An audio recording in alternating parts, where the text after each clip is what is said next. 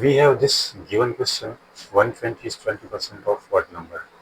So first of all, we will convert this word problem into mathematical form. So let's try to convert this in mathematical form. So 120 we can write as 120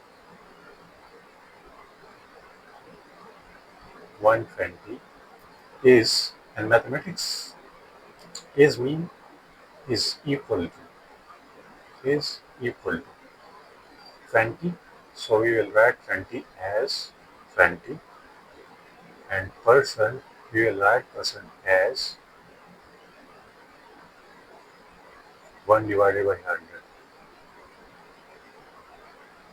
Of, in mathematics, of means multiply by what number? So we don't know what is the number, so therefore we will write x for unknown. Then we will write as 120 is equal to 20 over 100 into x. Now simplify. So this will become 120 equal to 1 divided by 5, as 5 times 20 is equal to 100 into x. So we will multiply this 5 towards here. So it will become